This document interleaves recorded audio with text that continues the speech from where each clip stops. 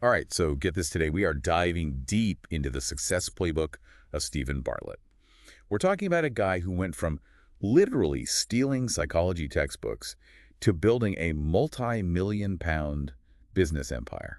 Yeah, his story is wild. It really makes you question everything you think you know about success. For sure. And the source material we're using for this deep dive is his interview on the Deep Dive with Ali Abdaal YouTube channel, which, let me tell you, is absolutely packed with unconventional wisdom. Oh, absolutely. It's a gold mine. So, okay, let's unpack Stephen's journey a little. We're talking economic hardship in Botswana, contrasting parental influences. His dad was an entrepreneur, his mom was a super strict disciplinarian, and he even got expelled from school twice. Not exactly your typical rags to riches story, Right. right? Totally unconventional. But here's what's fascinating. Despite rebelling against formal education, he had this insatiable hunger for knowledge, this drive to learn. I mean, remember those stolen psychology textbooks?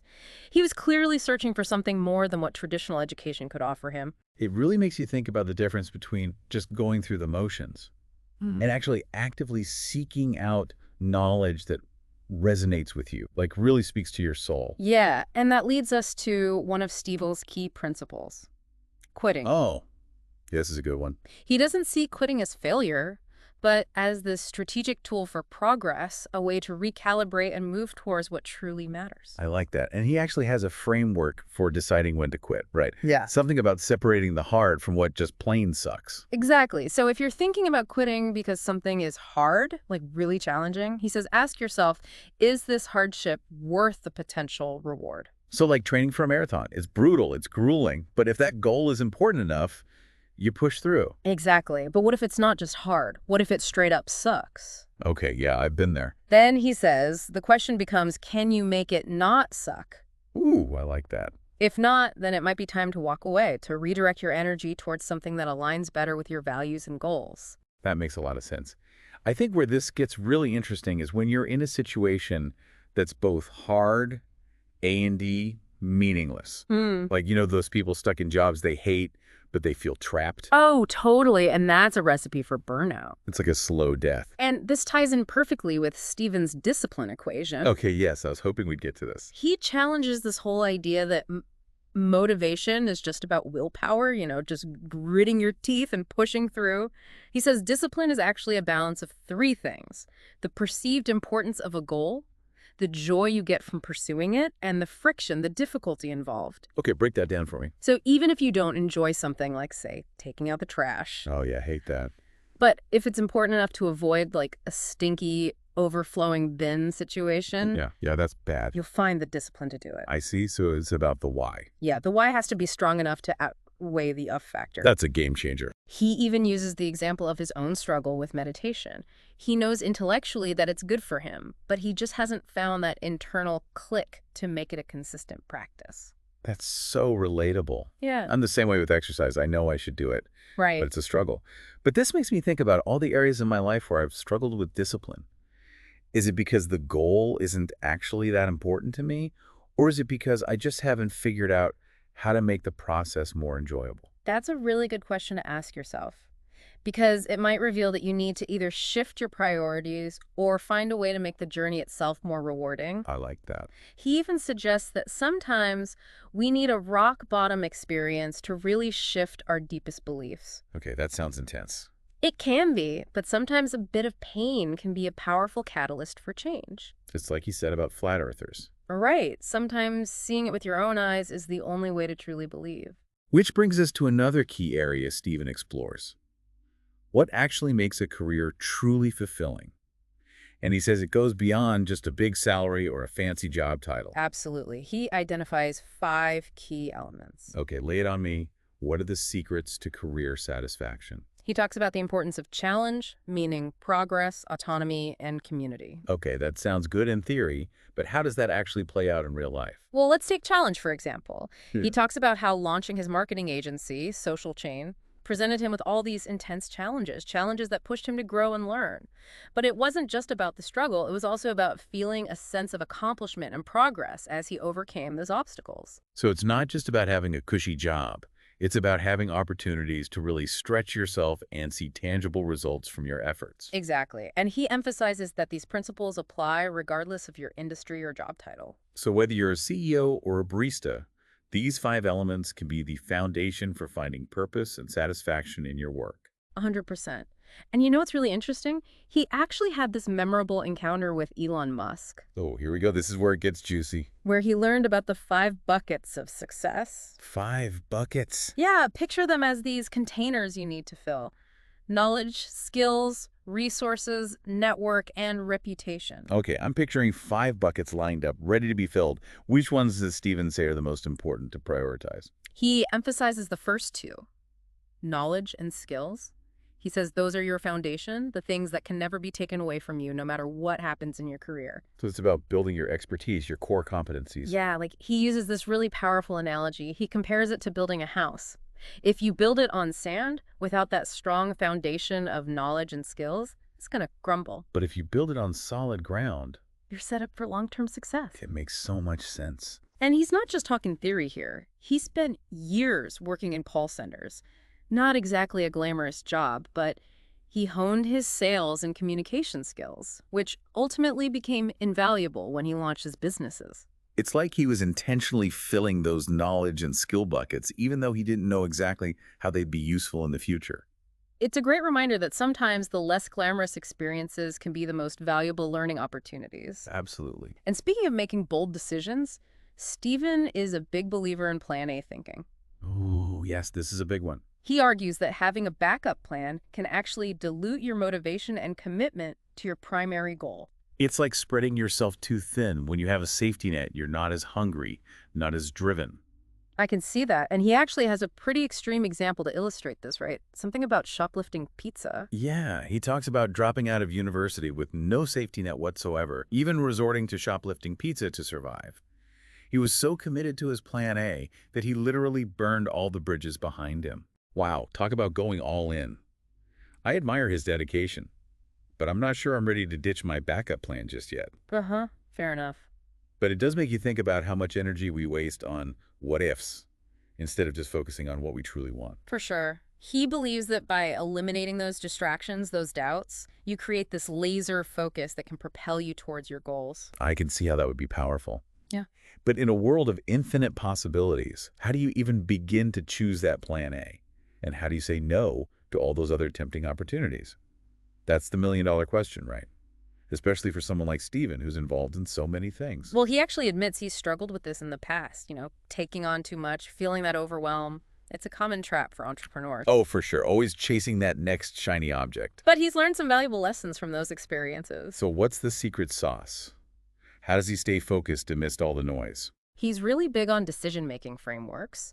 He asks himself tough questions like, does this align with my long-term vision? Will this actually move the needle on my plan A? I like that. So it's about being intentional. Yeah, and if the answer is no, it goes on the someday shelf. The someday shelf. I love that. Right. It's a way to acknowledge those great ideas, but also recognize that they're not the right fit for right now. Keeps things from getting too cluttered. Exactly. Helps to manage that entrepreneurial energy. And speaking of energy, he also talks about being mindful of his time and energy, right? Yeah. Recognizing that he can't be consistently intense without consequences. Oh, yeah, that's a big one. We often glorify the hustle mentality, but it's not sustainable in the long run. No, it's a recipe for burnout. Even Stephen, with all his drive and ambition, realizes the need for boundaries. And he's also gotten more strategic about where he seeks feedback, Right. who he allows to influence his thinking. Absolutely, because as your platform grows, the noise just gets louder. It's easy to get swept up in the opinions of others, He even avoids searching his name online to limit exposure to negativity. which takes a lot of discipline. But it's a smart move. Yeah, it's like creating a protective bubble around your focus. It's a way of saying, I'm not going to let the negativity of the internet dictate my self-worth. And speaking of comparisons, he has a really interesting perspective on that, too. Oh, yeah, that's a big one. Because it's so easy, especially in the age of social media, to get caught up in comparing yourself to others. And feeling inadequate. Exactly, but he flips the script on that. Yeah. He encourages us to see comparison as a source of inspiration rather than envy. I like that, turning it into fuel for your own journey. Yeah, he calls it conflating admiration with aspiration. You can admire someone's achievements without feeling the need to replicate their exact path. Recognizing that everyone has their own unique journey. And that's where his emphasis on self-awareness comes in. Oh, yeah, knowing yourself is key. He talks about the importance of understanding your own values, your motivations, your strengths. And using that self-knowledge to make decisions that align with your authentic self. Exactly. And he also ties this into building self-belief. Oh, yeah, that's a crucial one. It's not just about affirmations or positive self-talk. Right. It's about putting yourself in situations that challenge those limiting beliefs and provide what he calls first-party evidence. Okay, so give me an example. He uses the analogy of someone who believes the Earth is flat.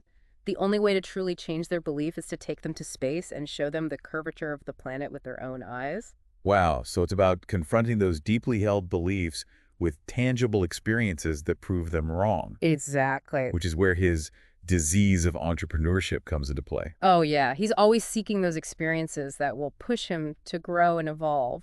It's like an addiction. He describes it as this constant need to challenge himself, to learn, to create. And it's fueled by self-belief and curiosity. Which has obviously led him to some incredible achievements. But it's not without its challenges. Right. He's very open about the struggles he's faced with overextension, with the pressure to constantly perform. It's refreshing to hear someone so successful acknowledge that it's not always easy. It makes him so much more relatable. And he stresses the importance of balance, knowing when to step back and recharge. Which can be tough for someone with his level of drive. But he's figured out ways to make it work. Yeah, he even has this shared Notion document with his girlfriend to track their communication. Wait, hold on. What? Tell me more about this Notion system. So they have this template with specific questions, things like, what did your partner do this week that made you feel appreciated? Or were there any moments where you felt unheard or misunderstood? Wow, so it's a structured way to have those important conversations and address issues before they become major problems. Exactly. It's all about proactive communication. I love that he's so open about these tools and strategies he uses to maintain healthy relationships. It shows a real commitment to self-awareness and continuous improvement. Not just in his business, but in his personal life as well. And this brings us back to that idea of seeking harmony, not balance. Right, not about perfectly dividing your time, but about creating a life where all the pieces flow together. He believes that unmet expectations are a major source of unhappiness in relationships, in work, even in our own lives. It's so easy to get caught up in what we think things should be like. And then we end up feeling disappointed when reality doesn't match our expectations. So how do we combat that? He has this simple practice he uses to reset his expectations. I'm intrigued. Tell me more. He makes a point of touching the top of the airplane before boarding. Okay. It's a way to remind himself of the privilege of travel, something he might otherwise take for granted. Oh, I get it. It's about shifting your perspective. Yeah, and cultivating a sense of gratitude. Because gratitude is a choice, not just a feeling. Exactly. We can choose to focus on the good, even when things are tough. And this ties back to his belief that life isn't a zero-sum game. Right, your success doesn't diminish mine. He talks about how comparing himself to others can actually lead to inspiration, not envy. So it's about seeing the success of others as something to learn from, not something to feel threatened by. Exactly. And he uses this term dissonance to describe the discomfort we can feel when we encounter something that challenges our self-identity or beliefs. And he argues that instead of trying to ignore or dismiss those feelings, we should lean into them, use them as opportunities for growth and learning. So it's about embracing the discomfort. Yeah, because that's where the real magic happens. It's like he's saying that discomfort is a sign that we're stretching ourselves, expanding our horizons. Absolutely. It's not something to be feared, but rather embraced as a catalyst for personal evolution. And he even gives this really powerful example. He talks about the president of Israel responding to Reagan's visit to a Nazi burial site. Instead of condemning his friend, he chose to acknowledge both the mistake and the value of the friendship. It's a reminder that we can hold complex and even conflicting ideas without resorting to oversimplification or judgment. It's about embracing nuance and recognizing that the world isn't always black and white.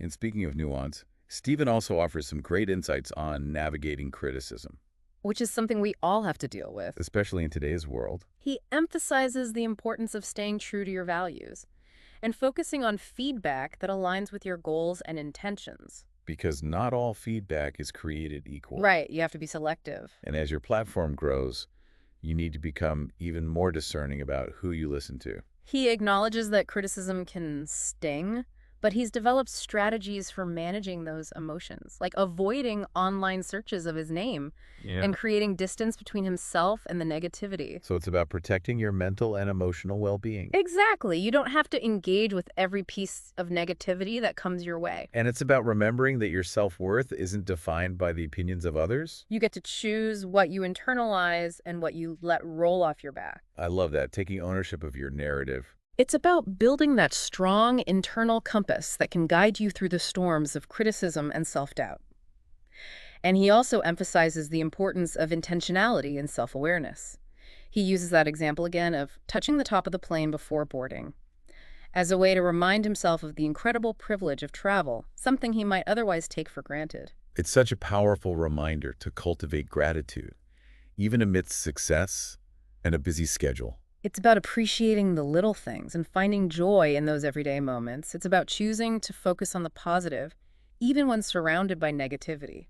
And recognizing that our perspective shapes our reality. Exactly. And this reminds me of something else he talked about, managing expectations. Oh, that's a big one. He believes unmet expectations are at the root of a lot of our unhappiness. In our relationships, our careers, even in our own lives. It's so easy to get caught up in what we think things should be like. And then we end up feeling disappointed when reality doesn't match up. He uses a great analogy about ordering a steak in a fancy restaurant. Oh, yeah, I remember that. Even if the steak is objectively good, if it doesn't meet your expectations, you'll be unhappy. It's a simple but powerful analogy, Our happiness isn't solely determined by external circumstances. but also by our internal state of mind, our expectations. So how do we manage those expectations?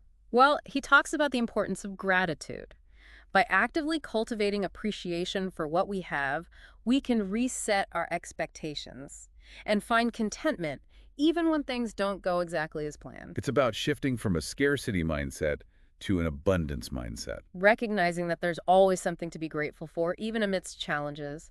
And this leads us to another interesting point he made, his belief that life isn't a zero-sum game. Right, it's not about winners and losers. He talked about how comparing himself to others can actually lead to inspiration rather than envy. It's about seeing the success of others as something to learn from, Ew. not something to feel threatened by. Exactly. And he uses this term dissonance to describe the discomfort we can feel when we encounter something that challenges our self-identity or beliefs.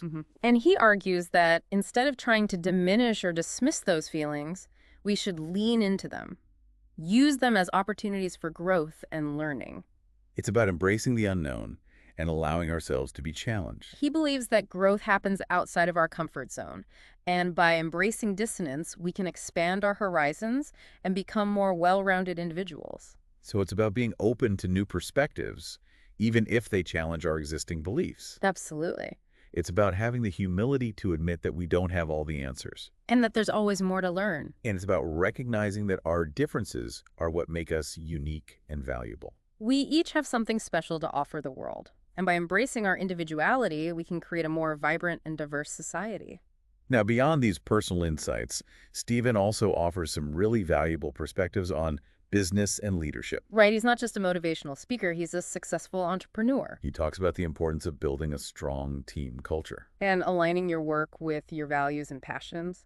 He emphasizes the importance of autonomy, giving his team members a sense of ownership over their work. He also highlights the power of small gestures, like remembering a team member's birthday. It's about creating a culture of respect, appreciation, and collaboration. Recognizing that your team members are your greatest asset. And that investing in their well-being will ultimately benefit the entire organization. He's also incredibly passionate about the power of storytelling. And crafting experiences that resonate with people on an emotional level. He talks about this in the context of his podcast, his live events, even in his approach to marketing. He understands that people are drawn to stories. Stories that connect with their values, their aspirations, their fears. He's a master at weaving those elements into his work, creating content that's both entertaining and thought-provoking. He understands that people don't just buy products or services, they buy into stories and emotions. It's about creating a brand that people can connect with on a deeper level. Building a community around shared values and aspirations. And using your platform to make a positive impact on the world. Now, before we move on to the final part of our deep dive, I want to touch on one more key theme that emerged from this interview. Okay, what's that? the importance of managing expectations. Oh, yeah, that's a big one, especially in today's world, We live in a world of instant gratification. where we're constantly bombarded with images of perfection and success, It's easy to fall into the trap of believing that our lives should look a certain way. and then feeling disappointed when they don't, Stephen talks about the importance of setting realistic expectations. both for ourselves and for others. He believes that unmet expectations are at the root of much of our unhappiness, He encourages us to let go of the need to control everything. and to accept that things won't always go according to plan, It's about embracing the unexpected. and finding joy in the journey, even when it takes us in a different direction than we anticipated. It's about being flexible, adaptable, and resilient in the face of change. And it's about remembering that our happiness is ultimately our own responsibility. We can't control external circumstances, but we can control our thoughts, our emotions, and our reactions. So instead of focusing on what's missing in our lives, let's shift our attention to what we're grateful for Let's celebrate our successes, big and small. and embrace the challenges as opportunities for growth. And let's remember that life is a journey, not a destination, It's about savoring the present moment. and appreciating the beauty in the everyday. That's a beautiful sentiment, and a powerful reminder to approach life with a sense of curiosity, gratitude, and wonder. It sounds like Stephen's approach to life and success is all about finding that balance between ambition and well-being. Yeah, he's definitely not afraid to push himself, Mm. but he also recognizes the importance of self-care, nurturing those relationships. Now, before we wrap up this deep dive, I want to circle back to one of the most fascinating concepts Stephen shared, those 5 buckets of success. We talk about knowledge and skills being the foundation. But what about the other buckets? Resources, network, and reputation. Where do those fit into the equation? He sees those as super important, but he emphasizes that they need to be built upon that solid base of knowledge and skills. Okay, so it's like having all the fancy tools but not knowing how to use them. Exactly. Resources like money and connections, they're more easily acquired when you have the expertise to actually utilize them effectively. So it's not just about having a big network, it's about having a valuable network. Right. The people you surround yourself with become more valuable when you have something to offer in return. And reputation, that's all about how others perceive you. It's a reflection of your character, your competence, your contributions. It's like a garden you have to cultivate. That's a great analogy. You plant the seeds through your actions, then you got to tend to it carefully, make sure your actions align with your values. And that highlights that success isn't just about what you achieve, but how you achieve it. It's about integrity, authenticity, leaving a positive impact. Now, Stephen's a big proponent of Plan A thinking, but he also acknowledges that life throws curveballs. So how does he reconcile that unwavering focus with the reality that, well, things don't always go according to plan? He talks a lot about adaptability, being open to course correction. So it's not about rigidly sticking to a plan, but having that clear vision and then adjusting as needed. Exactly, like navigating a ship through uncharted waters. You got to adjust those sails based on the wind and currents. And sometimes that might mean making a drastic change, maybe even abandoning the original plan altogether. But the key is to stay true to your core values, to keep learning and evolving. He also talks about embracing discomfort, seeing challenges as opportunities for growth. Because that's where the real transformation happens, right? He believes true growth happens outside of our comfort zones. It's like a muscle, got to stretch it to make it stronger. And it's important to remember that failure is inevitable. It's not something to be feared, but an opportunity to learn and grow. Every setback is a setup for a comeback. And having a supportive community can make all the difference. Oh, absolutely. We need each other. So as we wrap up our deep dive into Stephen Bartlett's world, I want to leave you with this. Hit me with it. Success is a journey, not a destination. Love that. It's about constant learning, growth, evolution. It's about making a positive impact and living a life that feels aligned with your values. It's about being the author of your own story. What a fantastic deep dive. I'm walking away feeling incredibly inspired. Me too. Stephen's insights are a powerful reminder that we all have the potential for greatness. But it takes courage, commitment, and a willingness to embrace the unknown. So to our listeners, take Stephen's wisdom to heart. Fill those buckets, ditch those backup plans, and never stop chasing your dreams. And remember, the journey is just as important as the destination. That's it for this episode of The Deep Dive. We'll catch you next time.